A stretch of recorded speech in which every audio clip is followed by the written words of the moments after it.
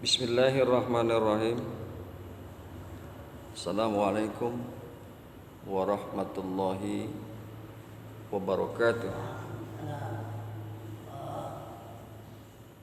Alhamdulillah ala kudratillah, bahwa pada hari ini kita dapat berjumpa kembali dalam kajian kita, yaitu tafsir Quran. Kita kaji yakni surat Hud ayat yang ke-12 dan insyaallah masuk kepada ayat yang ke-13. Di dalam ayat yang ke-12 Allah kemukakan, A'udzu billahi minasy syaithanir rajim. Fala'allaka tarikun ba'da ma yuha ilaika. Maka boleh jadi, maka bisa jadi engkau wahai Muhammad tarikun ba'da ma yuha ilaika, akan meninggalkan sebagian apa-apa yang diwahyukan kepada engkau. Wadaikun bihi sadruka, wadaikun bihi sadruka, dan terasa sempit, terasa sesak dengannya dadamu. Dadamu terasa sempit, terasa sesak dengannya. Ayyakulu, yaitu bahwa mereka akan mengatakan, laula unzila alaihi kanzun, mengapa tidak diturunkan kepadanya perbendaharaan, mengapa tidak diturunkan kekayaan kepadanya. Au jaa ma'ahu malakun, atau datang besertanya seorang malaikat, malaikat datang bersamanya. Innama anta nazirun, sesungguhnya engkau wahai Muhammad nazirun, pemberi peringatan. Engkau pemberi peringatan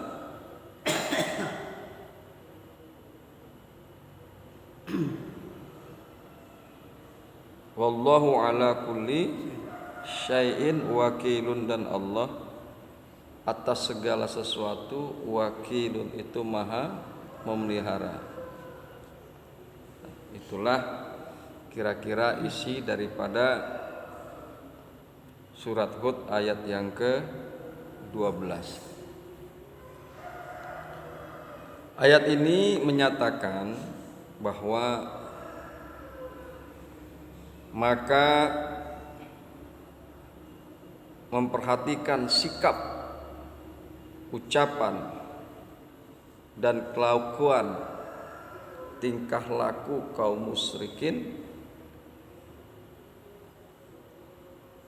yang telah diuraikan oleh ayat-ayat yang lalu, maka boleh jadi engkau bermaksud didorong oleh rasa iba atau harapan keislaman kaum musyrikin, meninggalkan sebagian dari apa yang diwahyukan kepadamu, dari apa yang diwahyukan kepada engkau oleh Allah, seperti ayat-ayat yang mengandung peringatan keras terhadap kemusyrikan atau kebobrokan kepercayaan dan tradisi mereka, dan sempit karenanya, yakni disebabkan oleh sebagian wahyu tersebut, dadanya menjadi sempit, sesak, sehingga engkau tidak menyampaikannya karena khawatir atau agar supaya mereka tidak mengatakan mengapa tidak diturunkan kepadanya perbendaharaan, yakni kekayaan. Mengapa tidak diturunkan kepadanya kekayaan atau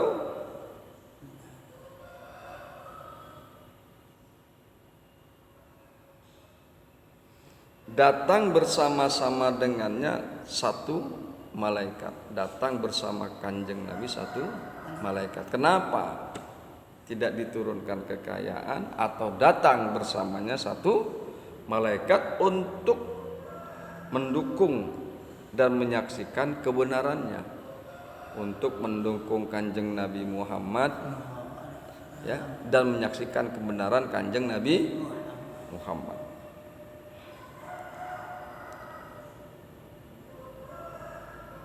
Sesungguhnya engkau adalah hanya seorang pemberi peringatan dan Allah pemelihara segala sesuatu.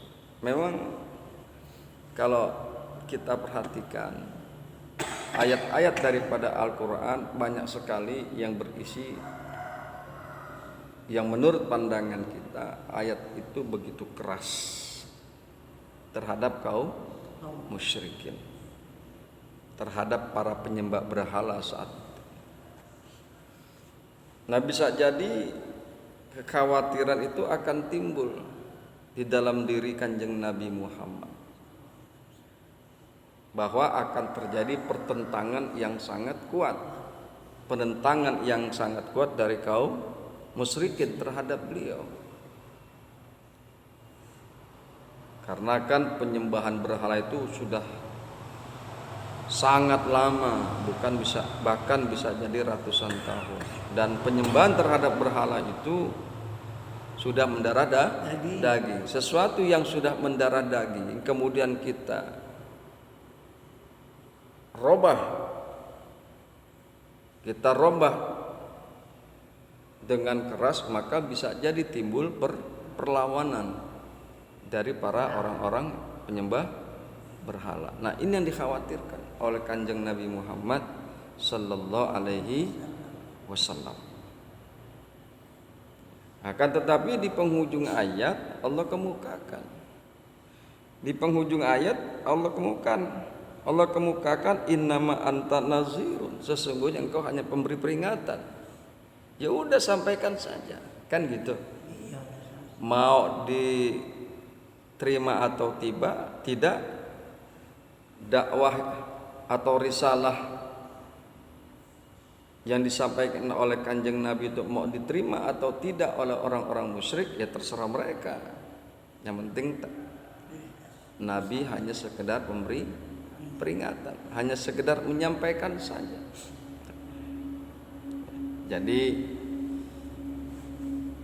itulah makanya terasa sesak, terasa sempit dada Rasulullah, ya, berdasarkan kondisi-kondisi yang terjadi di lapangan, yang terjadi di tengah masyarakat musyrik saat itu. Wallahu ala kulli syai'in wakilun, dan Allah atas segala sesuatu itu adalah pemelihara, termasuk Allah memelihara kanjeng Nabi Muhammad sallallahu alaihi wasallam dari perkara-perkara yang menyakitkan, ya, dari perkara-perkara yang menyakitkan yang ditimpakan oleh kaum musyrikin. Allah lah pemelihara. Allah pemelihara segala sesuatu, ya. Allah pemelihara segala sesuatu, sehingga bisa jadi hal-hal yang dikhawatirkan oleh kanjeng Nabi Muhammad itu tidak akan terjadi menimpa beliau sallallahu alaihi wasallam. Bismillahirrahmanirrahim. Bismillahirrahmanirrahim. Redaksi ayat yang ditujukan kepada Nabi Muhammad sallallahu alaihi wasallam. Ayat ini ditujukan kepada beliau sallallahu alaihi wasallam. Redaksi ayat yang ditujukan kepada Nabi Muhammad Sallallahu Alaihi Wasallam ini dapat menimbulkan kesan bahwa pernah terbetik niat di dalam hati Nabi Muhammad Sallallahu Alaihi Wasallam untuk tidak menyampaikan sebagian wahyu Allah atau merasa kesal dengan kehadirannya. Hal ini tentu saja mustahil. Jadi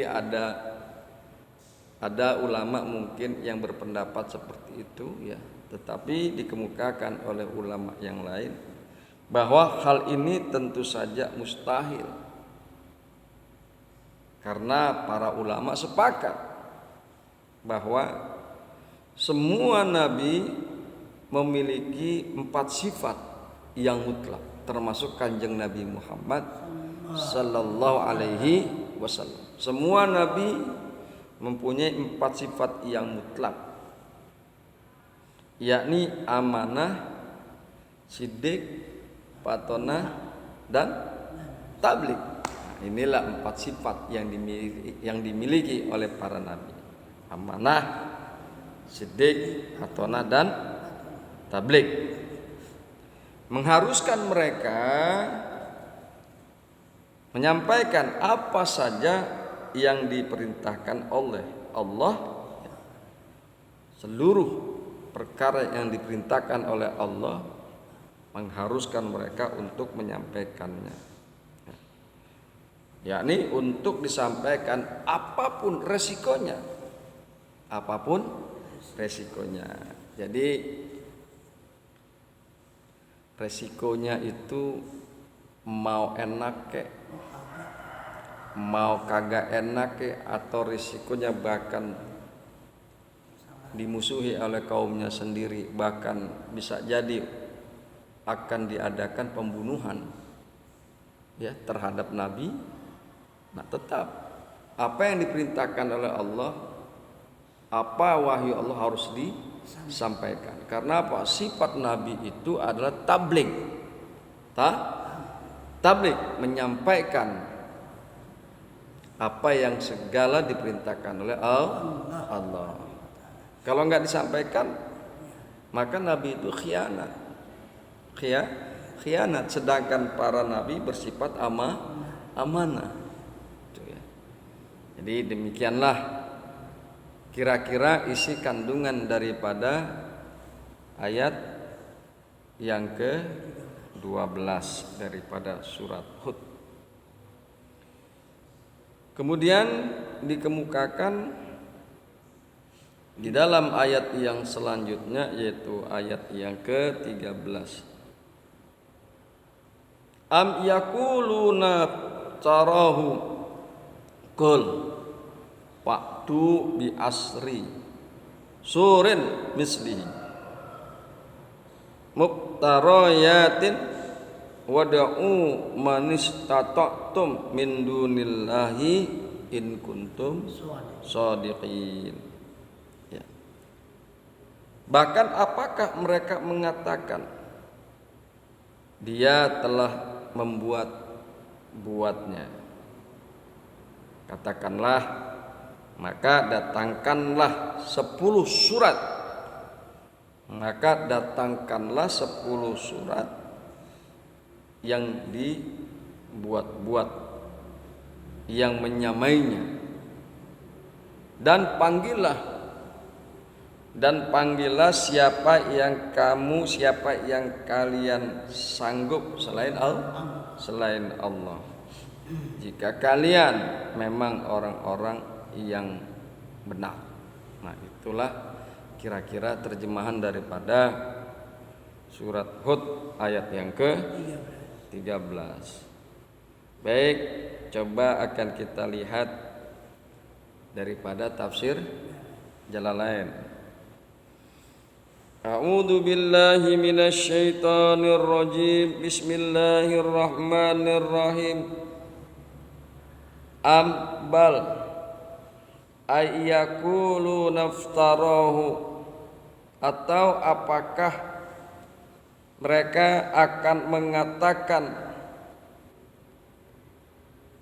Muhammad yang telah membuatnya, ay Al-Quran. Dia yaitu Muhammad telah membuat Al-Quran. Qul, katakanlah olehmu wahai Muhammad, Paktu bi isri surin mislihi, maka datangkanlah, maka buatlah 10 surat mislihi, semisalnya, semisal Al-Quran, semisal surat-surat yang berada di dalam Al-Quran. 10 saja kalian bikin, 10 saja kalian bikin. Jika kalian menganggap bahwa Muhammad, bahwa aku yang membuat-buat Al-Quran. Fil fasahati wal balaghati, semisal Al-Quran di dalam kepasihannya, di dalam kepasihannya, wal balaghati, dan di dalam tingginya balaghah, di dalam tingginya sastra. Mangga silakan bikin 10 surat saja jika kalian menyatakan bahwa akulah yang membuat-buat Al-Quran. Ya. Jadi ditantang oleh Allah. Melalui lisan Kanjeng Nabi Muhammad ditantang orang-orang yang model begitu. Faktu, buatlah 10 surat semisal Al-Quran.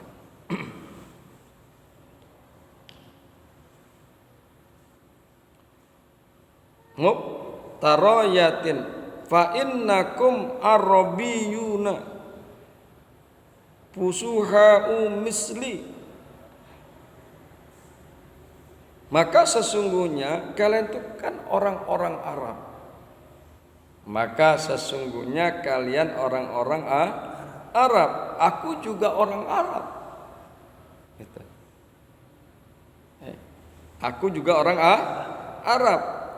Fusuha'u misli, kepasihannya semisal kepasihan aku, sama-sama fasih.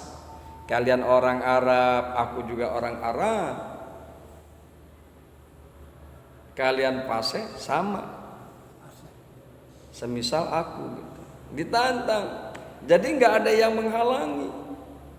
Nggak ada yang menghalangi orang dia atau mereka itu sama orang Arab kok. Ya, sama-sama orang Arab. Tuh. Mangga silakan bikin 10 surat saja. Tahaddahim biha awalan. Tahaddahum biha awalan summa bisuratin. Jadi di sini Allah menantang dengannya pertama kali dengan 10 surat. Ya, awalnya Allah menantang untuk membuat 10 surat bagi orang-orang yang menyatakan bahwa Muhammadlah yang membuat Al-Quran. Awalnya Allah menantang 10 surat. Cuma bisuratin, kemudian 1 surat. Enggak usah banyak-banyak 10 surat. 1 surat aja. Silakan bikin. Semisal Al-Quran. 1 surat saja. Tuh. Mungkin 10 surat kebanyakan. Mungkin 10 surat kebanyakan. Ya udah, 1 surat aja. Ente bikin, kalian bikin. Semisal Al-Quran. Nah, yang demikian ini ada di dalam surat Al-Baqarah ayat yang ke-23.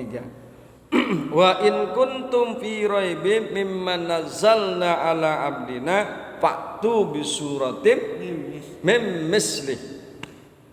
Dan jika kalian di dalam keraguan dari apa-apa yang kami turunkan kepada hamba kami, jika kalian ragu-ragu dari Al-Quran yang kami turunkan kepada Muhammad, Faktu bisuratin min mislih, maka buatlah oleh kalian Satu surat saja.